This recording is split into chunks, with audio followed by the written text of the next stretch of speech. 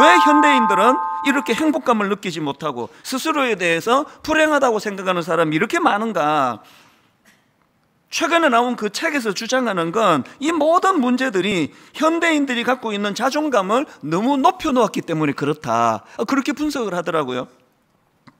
90년대부터 나온 심리학 논문이나 연구 결과들이 이 자존감을 엄청 중요하게 생각하고, 이건 무슨 모든 문제 해결의 마스터 키처럼 대인관계에 문제가 있습니다, 자존감을 높여야 됩니다, 이런 문제가 있습니다, 자존감을 높여야 해결이 됩니다. 그래서 이 자존감이 현대인들에게 굉장히 중요한 그런 어떤 도구가 돼버렸는데요. 그래서 이제 이 자존감이 너무나 스스로에게 그렇게 기대감이 높아져 있다 보니까 부작용이 이제 이렇게 일어나는 겁니다. 예를 들면은 인터넷, 소셜 미디어 등에서 영향력 있게 활동하는 사람을 인플루언서라 그러지 않습니까? 그런데 많은 사람들이 이렇게 그 인터넷, 소셜 미디어 등에서 영향력을 미치는 그런 사람들을 보면서 우울해진다는 거예요. 불행감을 느낀다는 겁니다. 왜?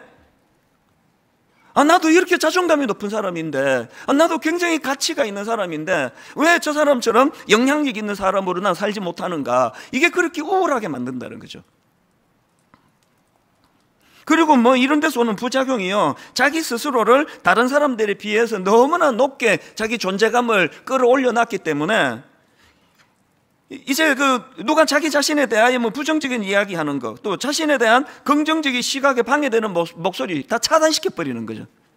그리고는 이제 비슷한 공감해주는 사람들끼리 이제 그룹을 만드는 이 심화 현상이 점점 이제 깊어간다는 거거든요. 그러다가 보니까 이제는 내가 이렇게 높은 존재다, 난 가치 있는 존재다, 이걸 드러내기 위해서 어떻게 해야 됩니까? 자기보다 앞서는 사람을 끌어내리는 거죠. 계속 가짜 뉴스를 만들어서라도 끌어내리고, 그래서 상대방을 무시하고 폄하하고, 이런 일들이 지금 전 세계적인 지금 흐름인 것 같다, 그런 내용입니다. 이게 바로 사람들에게 만족감을 주기고 또 행복감을 주기고 그 불행감을 지금 이것을 이제 점점 더 가중되게 만든다. 그 인문학 심리학 교수가 쓴 책에서 강조하는 핵심 내용입니다. 그렇기 때문에 이분이 주장하는 게, 오늘 우리 현대인들이 행복감을 되찾기 위해서는 겸손해야 된다. 이게 딱 성경이 주장하는 그 내용을 그 책에서 주장하더라고요. 그러면서 이 현대인들이 회복해야 될 겸손이 4종류가 있는데 4종류의 겸손을 우리가 회복해야 된다. 첫 번째 회복해야 되는 겸손은 관계적 겸손이라는 거예요. 내면이 아무리 겸손하다 하더라도 그 겸손이 상대방과의 대화 속에, 상대방과의 관계 속에서 그 겸손이 드러나야 된다. 이게 관계적 겸손이고요. 그런가 하면 두 번째로 회복해야 될 겸손이 지적인 겸손이래요. 이 지적인 겸손은 한마디로 말하면 이겁니다. 나도 틀릴 수 있다, 이걸 받아들이는 게 그게 지적인 겸손이래요. 사실 여러분이 지적인 겸손이 없는 사람, 자기는 절대 틀릴 생각 안 한다, 이런 생각으로 꽉 차 있는 사람이 주변에 있으면요, 정말 골치 아픕니다. 대화가 안 돼요. 근데 여러분, 이런 지적인 겸손이 없는 그 사람이 여러분의 남편이라면요, 그 사람이 여러분 아내라면요, 속 터지는 거죠. 뭔 얘기를 해도 당신이 틀렸지, 뭔 주장을 해도 내 생각은 틀리지 않아. 이게 부부싸움의 원인 아닙니까? 예를 들어서 요새 건강 비결, 가습기 사용, 이게 어떻게 해야 되고 저떻게 해야 되고 그러면은 항상 그 30년 전에 자기가 갖고 있는 그 생각을 계속 강조하는 거죠. 그 우기고 싸울 필요 없어요, 요새는요. 그래서 자꾸 쓸데없는 거 우기면 찾아가지고 보여주시면 돼. 이거 보라고요. 어떤 경우라도 내 생각은 틀리지 않아, 나는 틀릴 사람이 아니야, 이런 생각으로 꽉 차 있는 자기 중심의 사람이, 이게 회복돼야 되는 게 겸손이에요. 이게 안 되니까 대인관계 끊어지죠. 누가 그런 사람하고 대화하는 걸 좋아하겠냐고요. 그런가 하면 우리가 회복해야 될 세 번째 겸손이 있는데, 이게 문화적 겸손입니다. 이 문화적 겸손이란 한마디로 말하면 모든 사람에게는 세상을 보는 방식이 다 다르다, 저마다의 방식이 있다, 이걸 인정하는 게 겸손이에요. 그러니까 이런 말들 많이 하잖아요. 나와 다른 건 다른 것이지 틀린 게 아니다. 결혼해서 신혼 때 주로 갈등을 겪는 게 이거 아닙니까? 치약 짜는 것부터 해가지고 잠자는 습관부터 해가지고 일찍 자는 습관이던 사람은 온 세상의 진리는 일찍 자는 거에서 나오는 거 아닙니까? 늦게 자는 걸 견딜 수 없어 하거든요. 그 사람이 저예요. 제 아내는 전형적인 올빼미형이에요. 이상하게 결혼하고 보니까 밤이 깊어갈수록 힘이 살아나요. 또 미술을 전공했기 때문에 막 그런데 이제 영감이 나온다 그러더라고요. 난 이해를 못했습니다. 그래서 막 달래도 보고 설득도 하고 협박도 하고 안 돼요. 그래서 제가 그걸 수용했습니다. 그래서 가정의 평화가 물밀듯 밀려오더라고요. 저희 집은요, 싱글 침대면 돼요. 폭이 이렇게 안 커도 돼요. 1차로 제가 일찍 자러 가서 푹 자고 이제 나갈 때쯤 그분이 주무시러 들어가세요. 거의 뭐 터치. 전혀 불편하지 않아요. 이게 체질인가 보다. 전혀는 아니고 가끔씩은 불편한데요.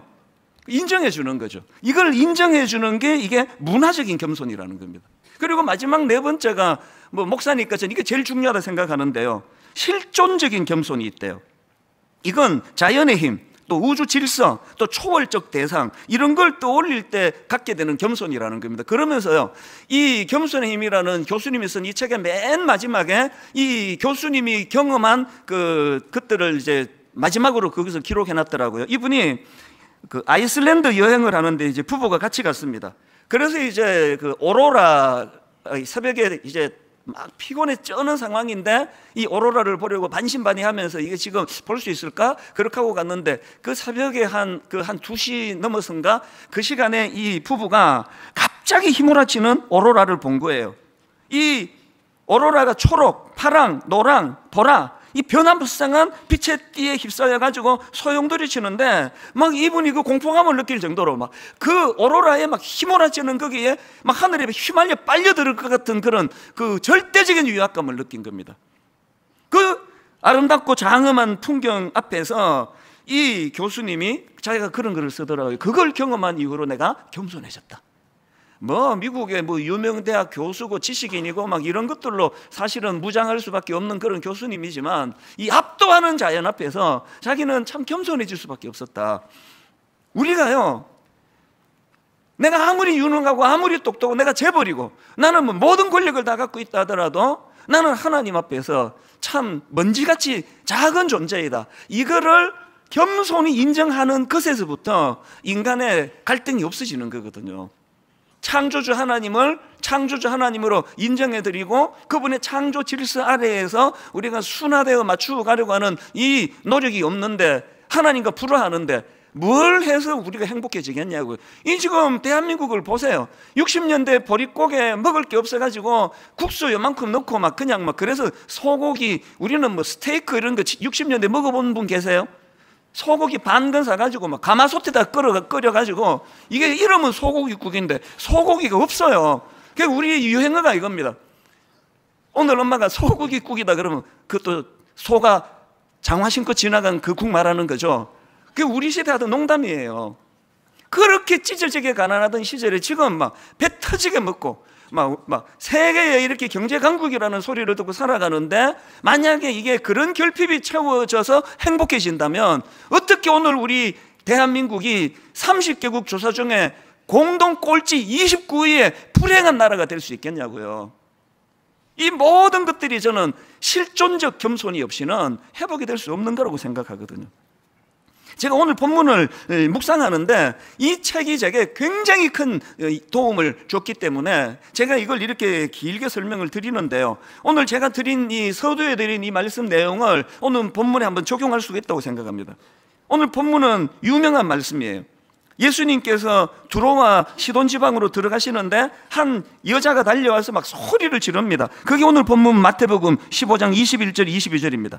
예수께서 거기서 나가서 두로와 시돈 지방으로 들어가시니 가난한 여자 하나가 그 지경에서 나와서 소리 질러 이르되 주 다윗의 자손이여 나를 불쌍히 여기소서 내 딸이 흉악하게 귀신 들렸나이다 하되. 지금 어떤 상황인지 아시겠죠?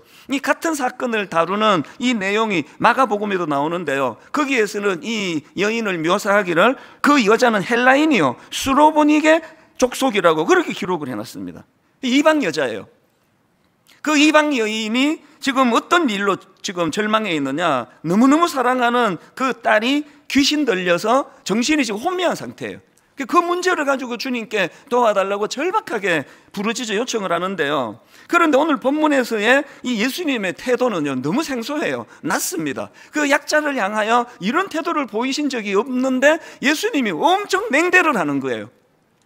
그리고 이게 아주 그 질낮은 유대인들이라는 그런 언어를 사용하면서 막 그를 이제 함부로 대하시거든요. 23절에 보니까 그렇게 절박한 여인이 부르짖는데도 예수는 한 말씀도 대답하지 아니하시니, 심지어는요, 그 여인이 주님께 와 절을 하면서 도와달라고 그렇게 부르짖는데도 어떻게 말씀하시는가 하니까 26절입니다. 대답하여 이르시되 자녀의 떡을 취하여 개들에게 던짐이 마땅하지 아니하니라.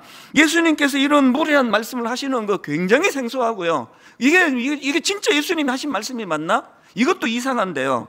더 이상한 건 그런 개 취급을 당하는 이 여인이 상처를 안 받는다는 거예요. 그렇게 냉담한 말씀을 던지는, 혹은 모독적인 말씀을 던지시는 예수님에 대하여 이 여자가 어떻게 반응하느냐 보니까 27절, 여자가 이르되 주여 옳소이다마는 개들도 제 주인의 상에서 떨어지는 부스러기를 먹나이다. 그 믿음 없던 사춘기 때는 제가 이런 걸 읽으면 이래서 내가 성경을 못 믿는다니까, 이게 말이 돼 이게? 어떻게 이렇게 반응하는 사람이 어디 있냐고. 제가 여러분이 신방 왔는데 굉장히 그 어떤 뭘 갖고 폄하하고 그러면서 개를 내가 뭐라 그랬지? 내가 이 당신 같은 개 같은 여자한테 내가 내 성의를 낼 수 있어요?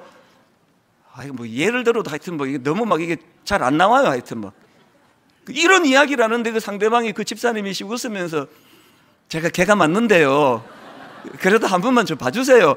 이럴 사람이 어디 있냐고요. 그래서 저는 이게 처음에 어릴 때는 안 믿어졌고요.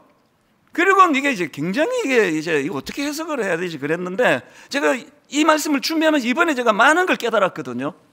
여러분, 이 여인의 믿겨지지 않는 겸손의 이유가 있더라고요.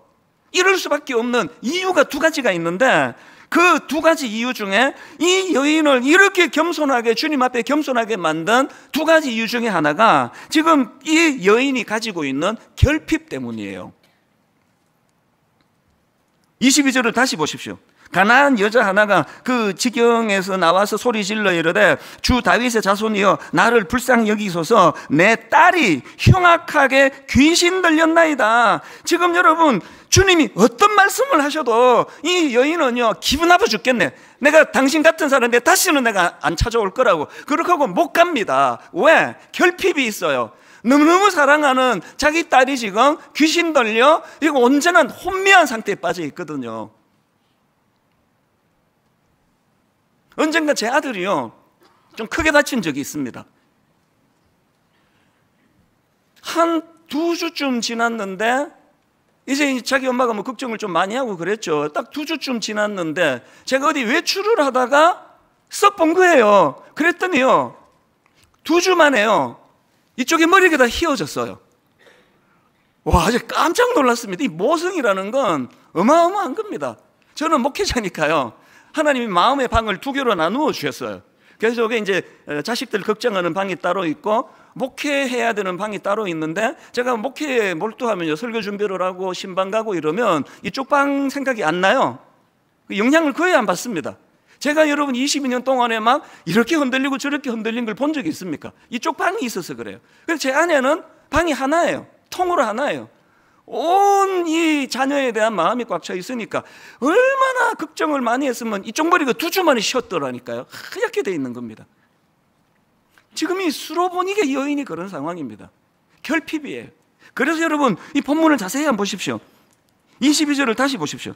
가난한 여자 하나가 그 지경에서 나와서 소리질러 이르되 주 다윗의 자손이, 그 다음 보세요, 나를 불쌍히 여기소서, 내 딸을 불쌍히 여기소서. 이건요, 좀 정신이 차려질 때 하는 말이고요, 너무나 그 결핍이 크니까 내 딸을 불쌍히 여기달라는 게 아니라 날 불쌍히 여기달라는 거죠. 온 마음이 자기 결핍에다 쏠려 있는데 여기에서 자기 자존심이 있습니까? 어느 엄마가요, 내가 더러워 죽겠네, 당신 내가 다시 찾아오면 내가 손에 장을 찢는다, 그렇게 하고 욕하고 가는 어머니는 없는 거거든요.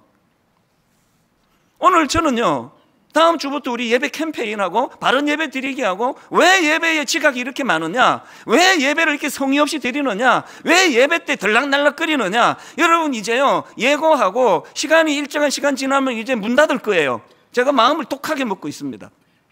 왜 이렇게 무성의하게 예배를 드리는지 아십니까? 여러분은 수로보니게 여인처럼 결핍으로 오지를 않아요. 와주는 거죠. 내가 인터넷으로 예배 드리다가 그래도 내가 성의를 내서 왔는데 안내하는 사람들이 나를 이렇게 대해? 기분 나빠서 안 가. 한번 걸핏하면 안 가요. 제일 한 서너 살 애 키우다 보면은 얘는 열받으면 밥 안 먹어! 그러잖아요. 교회 안 가! 이게 좀 비슷한 거 아닙니까?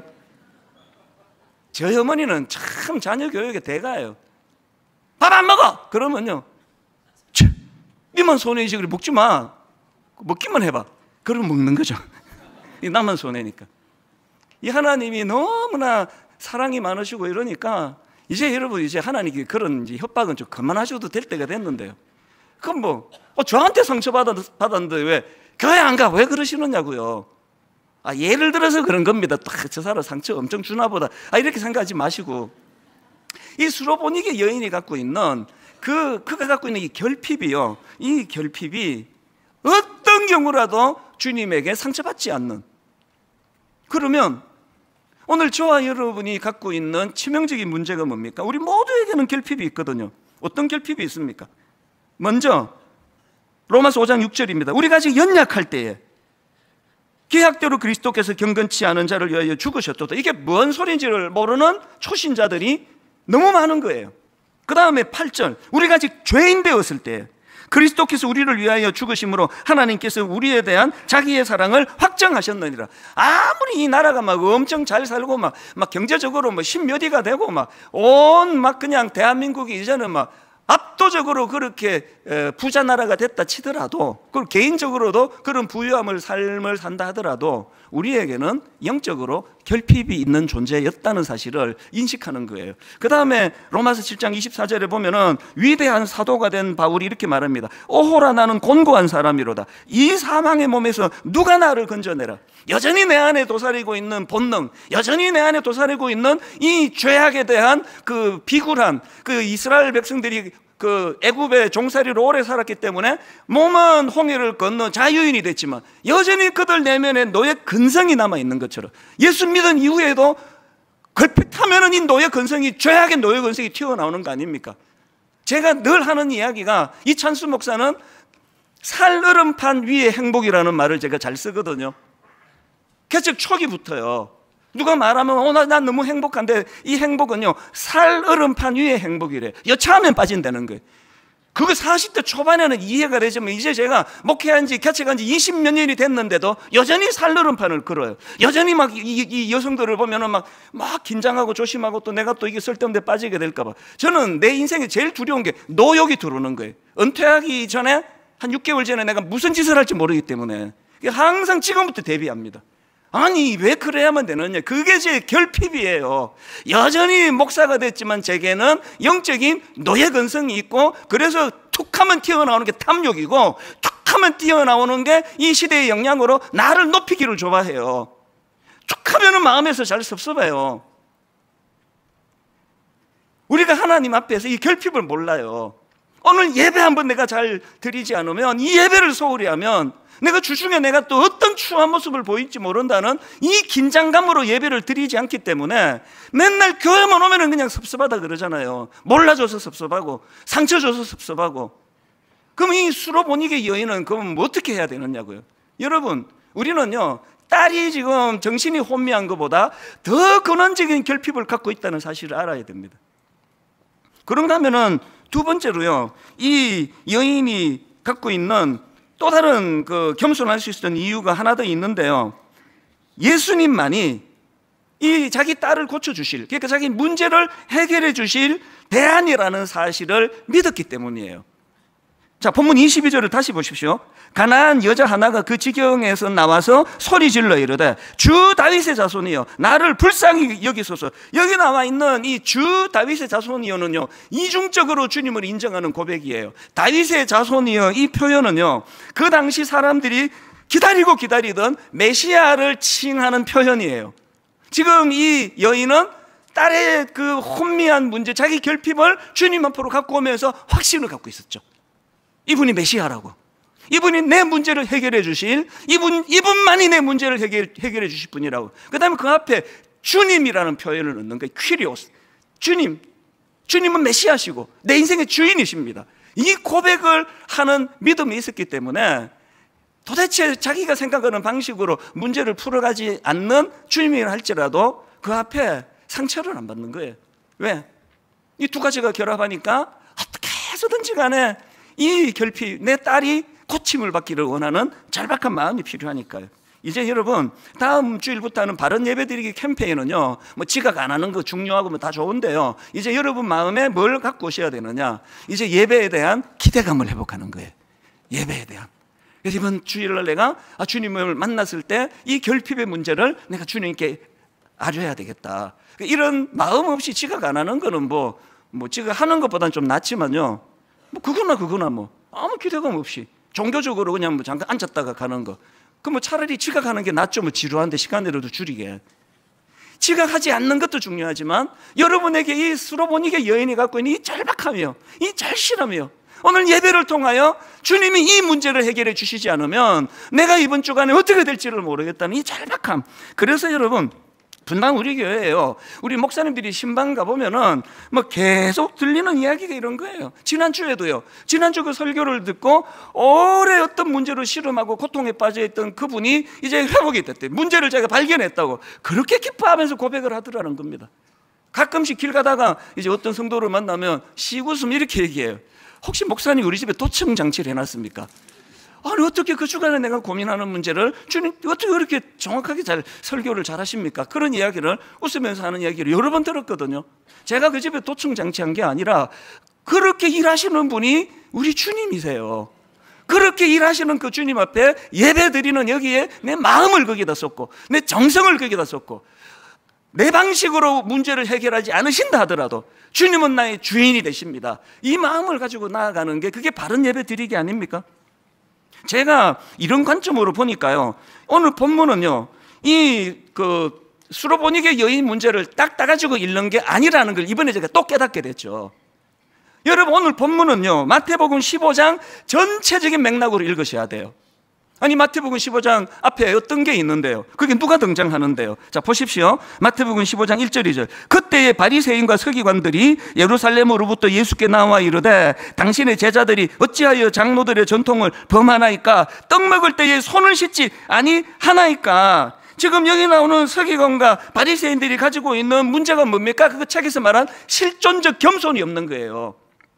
그러다 이 바리새인과 서기관들이 굉장히 그 냉철한 또 냉혈인 것 같은 종교인이 돼버린 거거든요. 아까 그 겸손이라는 책에서 우리가 아까 배웠잖아요. 자기를 이만큼 높은 데다 두니까 전부 눈아래로 보이는 거죠. 뭐 예수님 제자들도 저것들이 또 딴 사람 하여튼 내 저것들 보니까 내가 한심해서,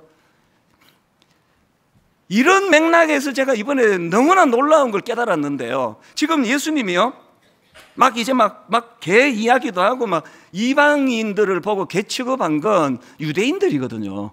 왜 이런 표현을 쓰셨을까? 이번에 제가 새로 깨달은 게 뭐냐 하면은, 지금 예수님이 이런 모독적인 말을 던지시고 하는 건 이 여인의 믿음을 시험해보기 위해, 테스트하기 위해서다, 그렇게 분석들을 하는데 그 분석도 맞을 거예요. 근데 이번에 제가 깨달은 것은요, 어떤 의미에서는 이 여인이 주님 앞에 무릎을 꿇고 이중적으로 주님은 메시아시고 주님은 내 주인이시라는 그 고백 속에서 이 여인의 믿음을 주님이 보셨잖아요. 그래서 어떻게 생각하면요, 예수님께서는 이 27절에서의 여인의 고백을 지금 유도하고 계시는 느낌인 거예요.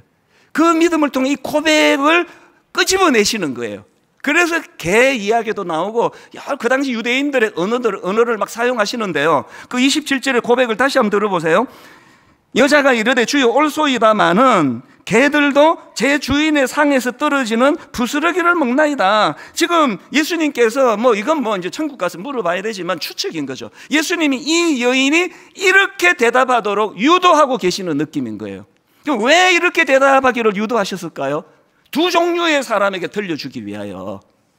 한 종류는 그 당시 바리새인과 서기관들, 주님을 향한 실존적 겸손이라고는 약에 쓰려고 해도 없던 교만이 머리 끝까지 가 있는 그 사람들을 향하여 이 여인의 고백을 들려주고 싶었던 거죠.